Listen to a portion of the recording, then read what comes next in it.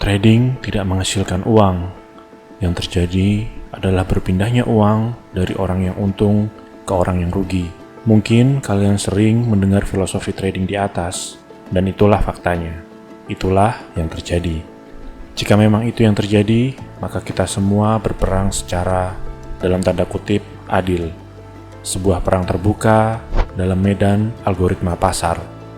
Entah kamu kaya, miskin, pekerja, pengusaha, buruh, konglomerat, semua sama. Tapi ingat, dalam perdagangan sebebas itu, mereka yang terkuatlah yang akan menang, merekalah yang selalu menang. Siapa?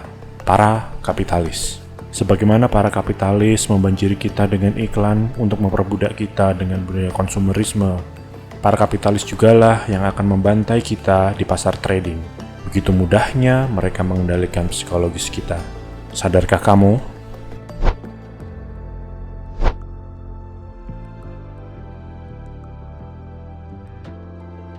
Bagi kita, mungkin ini terdengar familiar. Kita pasang order, TP, SL, lalu ketika harga melawan posisi kita berharap harga kembali ke titik awal, dan kita akan close posisi.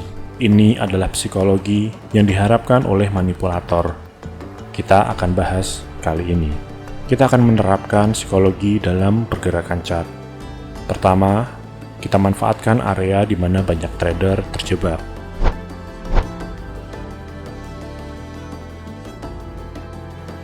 Kita cari area psikologis di mana banyak trader yang cemas, rakus, dan benar-benar berhasrat untuk menutup posisinya dalam keadaan loss. Ketika suatu posisi melawan kita cukup dalam, kita hanya berharap harga kembali ke titik awal atau minimal break even dengan profit kecil. Tapi seringkali kita menggeser SL dan harga justru melawan posisi kita semakin jauh. Tujuan kita kali ini adalah mencari pergerakan harga di mana itu nampaknya banyak trader yang terjebak. Terjebak di sini maksudnya adalah terombang-ambing dalam loss yang panjang dan berharap harga akan kembali, tapi harga malah semakin jauh. Lalu bagaimana caranya? Ada pola atau pattern tertentu di mana kita bisa membayangkan apa yang dilakukan mayoritas trader di sana, dan kita akan memanfaatkan menjadi sebuah peluang keuntungan.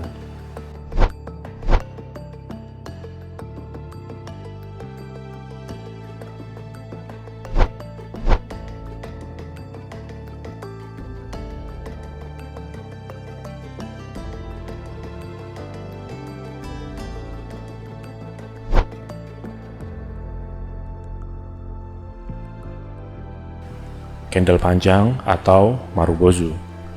Banyak trader akan memasang posisi searah dengan pergerakan candle. Jika ternyata harga bergerak berlawanan atau lumayan jauh untuk membuat para trader cemas, rasakanlah kecemasan itu. Perhatikan, ketika harga bergerak menuju titik awal, rasa cemas mulai menghilang, dan beberapa trader berhasrat kuat untuk closing order dalam keadaan rugi. Mungkin karena takut harga akan turun lagi. Dan ternyata benar, harga turun lagi. Para trader kuat sebelumnya mulai goyah. Mereka mulai berpikir, ya kalau break even, close aja lah. Nah, pada saat break even itulah kita akan lihat reaksi harga. Ketika harga bereaksi reversal, kita akan ambil entry tepat ketika para trader cemas tersebut closing order. Dan kemudian harga pun mengikuti planning kita. Semoga.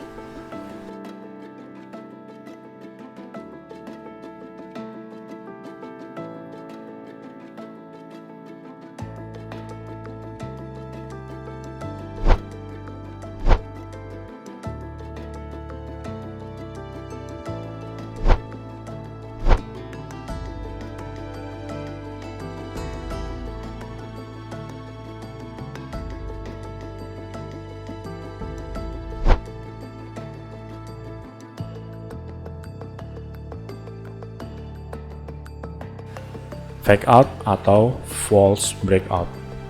Itu adalah ketika harga menembus sebuah level kuat pada harga. Bisa berupa supply demand, support resistance, atau level lain yang secara psikologis dianggap kuat oleh pasar.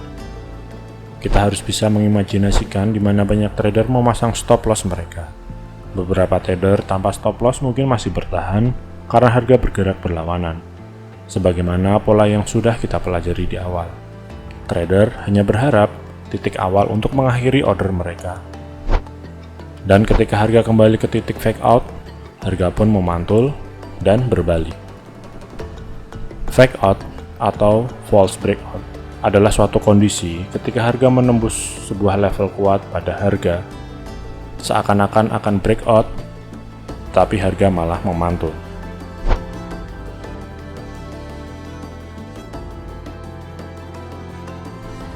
Candle breakout panjang menembus level kuat. Pada sebuah puncak support atau resisten, ada dua macam trader. Ada yang mengandalkan reversal, dan ada yang mengandalkan breakout.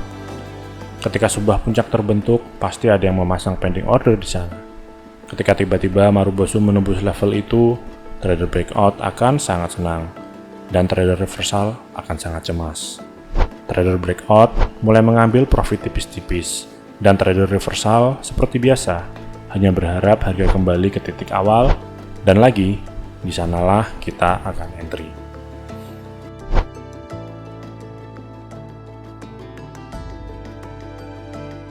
Fase akumulasi Richard Wyckoff. Akumulasi adalah fase di mana para manipulator sudah mengumpulkan cukup banyak dalam tanda kutip peluru untuk membuat harga melesat.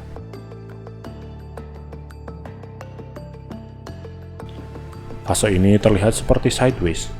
Kalau kita perhatikan, ada banyak sekali manipulasi di dalam fase akumulasi tersebut, dan puncaknya adalah spring. Fase akumulasi adalah fase di mana para investor membeli saham atau instrumen trading dari dumb money, atau orang-orang yang serakah, bodoh, dan mereka anggap terlalu emosional. Sementara fase distribusi adalah fase di mana para investor menjual saham atau instrumen investasi mereka kepada dumb money. Sementara spring adalah keadaan di mana harga seakan ingin menembus zona akumulasi tersebut, tetapi kemudian kembali. Ini menjadi sinyal bahwa kekuatan beli sedang meningkat, dan kemungkinan harga akan naik. Spring adalah puncak akumulasi dari smart money, di mana bullish trader yang memasang SL di support terdekat akan terjebak, dan bearish trader yang mengira itu breakout juga terjebak.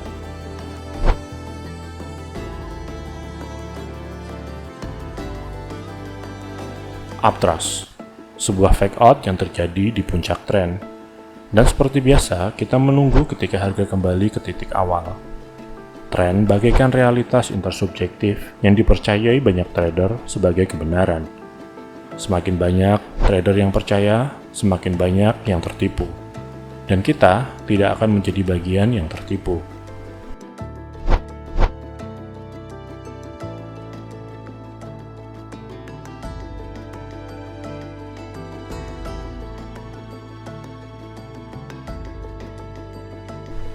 Market gap. Banyak trader terjebak di market gap. Gap sebagai tanda low liquidity. Biasanya terjadi saat pergantian minggu.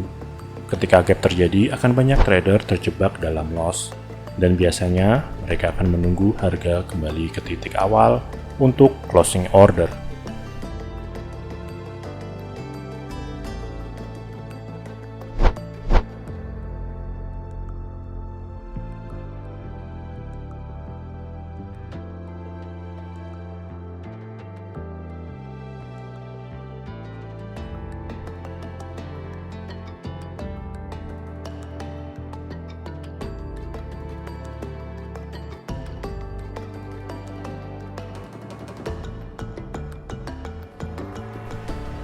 Pullback trap.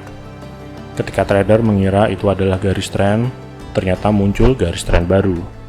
Di sanalah berkumpul trader breakout. Hampir sama seperti uptrust, hanya saja ini terjadi di tengah tren. Banyak yang akan terjebak dengan garis tren palsu ini.